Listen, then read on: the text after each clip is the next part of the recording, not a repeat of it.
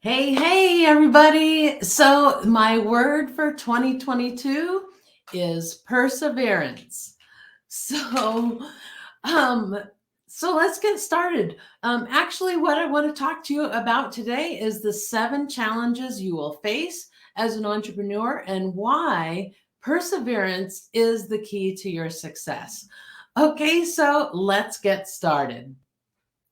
All right, so I wanted to go through this with you guys because I just feel like, sometimes we get so caught up in, all the stuff we see out there. Everybody's telling you what this fantastic lifestyle they're living as an entrepreneur, and they're hardly working, they're doing all this fun stuff. And what they really never tell you about is the hard work, sweat, and tears that they put into their business early on.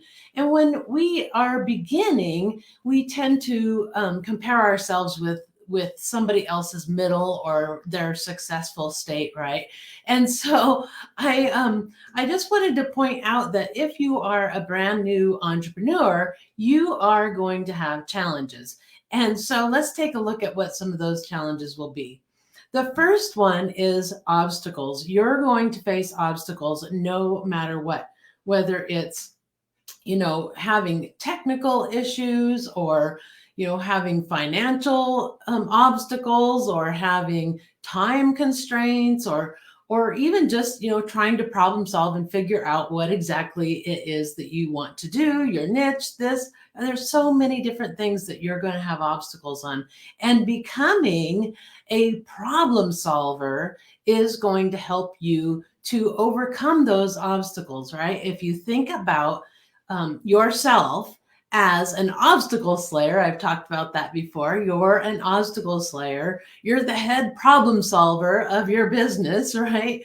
Then you will start to take those obstacles in stride. They happen. It's going to happen. Okay. And the next one is you will have a learning curve. You weren't born with the knowledge of owning a business. You weren't born with the knowledge of being able to build a website, or understanding how to write a sales page, or knowing how to do your secret sauce that you're doing, right? You have to evolve, adapt. You have to figure those things out.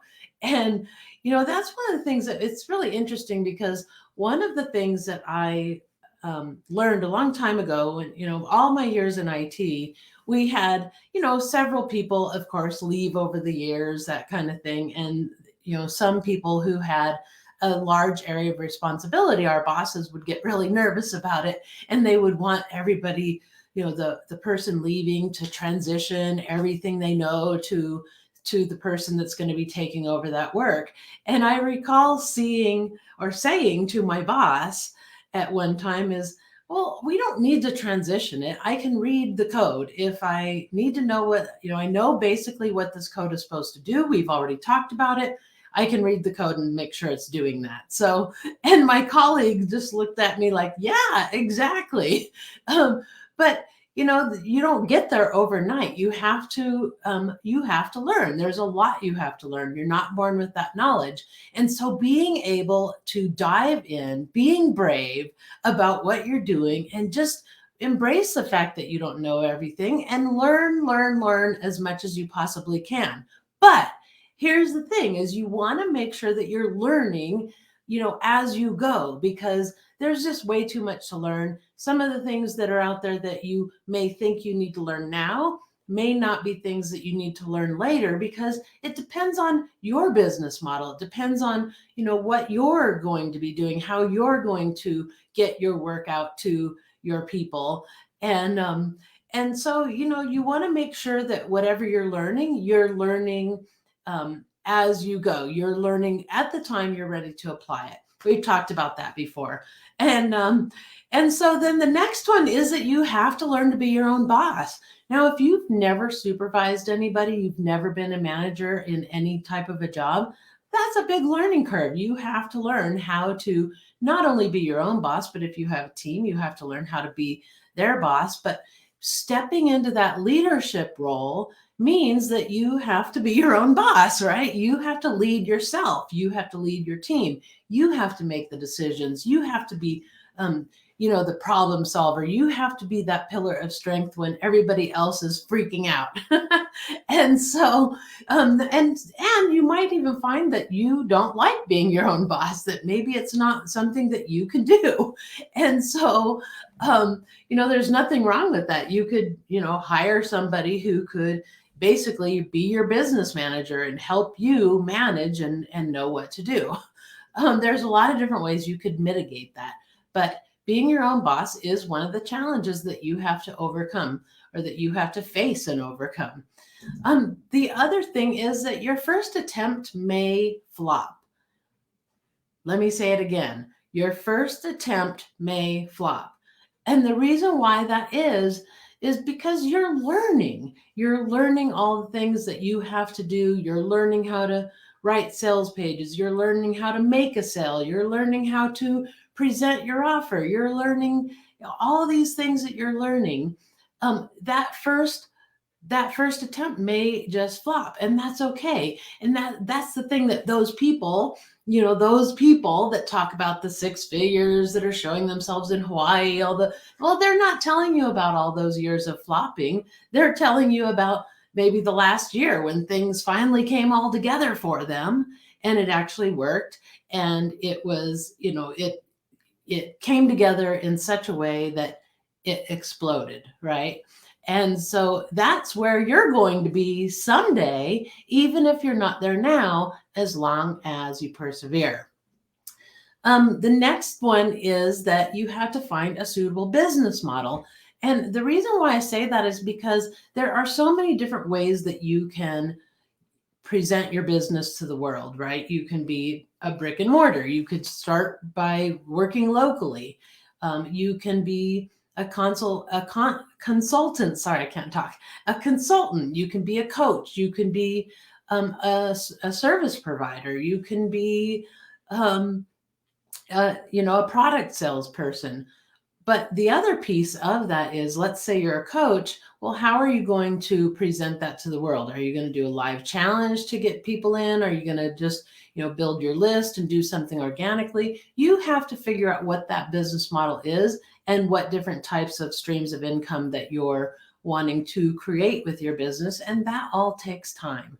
And so by persevering, you can overcome, that first flop. You can, start working on the different types of business models that you want to try out to see if it's going to work and resonate for your business, for your people, for you, so that you can live that lifestyle that you dreamed about and actually get that financial reward. And that brings me to the next one, which is, you may not see financial reward right away. It may take more time, and that is okay. As long as you plan for it, it's okay, because it's cheaper than ever to start a business these days. You can do it with very little money. I mean, just your phone and a few pieces of software and social media, and you got it. You can start a business. So so you want to just take that, take your all of the things that you're learning and kind of stretch it out and think about where you're going to be in 5 years, in 10 years from now. The financial reward will be there by then. As long as you've, found your niche, you're working your way through it, you're refining and adapting and meeting the needs of your perfect people. But when you expect that financial reward to be immediate, it may not happen, and that may cause you to be disappointed, but it shouldn't cause you to give up, because sometimes it's just a slow process, right? It just takes a little time for you to, refine your offer, make it better, feel more comfortable in your own skin with your offer, right? And then be able to sell that to others and communicate that to others. All that takes time, and it really depends on you. What your abilities, how fast you learn, what your previous experience was. All those things matter, and all those things you need to take in account so that you can, think about the timeline of when it is that you can start making money. Now, you might be in a situation where you are making a little bit of money, but just not as much as you want. But that's okay, because you're learning and you're growing and you're trying new things, and hopefully you're working on filling in the gaps where you have gaps that are causing you to not have that financial reward that you want. And once you get all those gaps filled in, then that's when it'll all come together in one cohesive piece, and that's when you can really start exploding your business out. All right. And then the last one I have is that you really have to outlast your competition. And so if you think about this, I was reading about this. Actually, I talked to somebody some time ago, and that's what he said was, really online, you just have to outlast your competition. And so let's think about something like, let's say you start a vitamin shop, right? You're going to sell vitamins, and you get your distributor, and you've got your website, and you've got all those things, and you get it out there, and it's just a slow process. It's just not going as well as you want. There's a lot of competition out there in that world, and so you keep you keep working on it, and you keep trying to refine, and you get frustrated. But here's the thing is, all those other people that started a vitamin business the same year you did are out there competing with you, and all the people that have come before are competing with you, right? But eventually some of those shops are going to fold up, and they're going to go away. And so if you can outlast them, you can survive, and you can actually thrive. And so that's probably a bad example, but even the same thing in your coaching business. You have your secret sauce, and that's one of the things that you have to evolve and learn and understand is, what is that secret sauce that sets you apart, And Russell Brunson calls it the framework. What's your framework that sets you apart? You might be teaching people how to market their business, how to create a sales funnel, how to do those things like Russell Brunson, but what is your framework that makes it your own, that makes that it's not the same as everybody else's teaching, you're making it your own. And so thinking about that, that's how you can outlast your competition, because I don't know, there's something like 1,700 businesses started every single day. So if you started your business today, let's say 1,700 other people started their business, but 1,600 people lost their business, closed up shop today. And that's kind of how it works, right? And so not too many of them survive. So it's okay to pace yourself and, accept your limitations and embrace your limitations, so that you can fill in all your skill gaps, all your offer gaps, all your tangible gaps that you have, like in your website, in your offer, in your sales page, all those things. Just keep learning as you go, refining, getting better. That is why continuous improvement is such an important process, you guys, because when you can get something out there fast, and then you just keep refining, rather than refining before you even get it out there. And then you have nothing, no data, no information, no feedback, nothing to compare it to. So get brave, get those things out there. You can do it. You just have to face those challenges, and embrace those challenges, and then work to overcome each and every one of those obstacles that you have in place, because you're going to face obstacles. But this is the year that you're going to make implementation and productivity no longer an obstacle for you.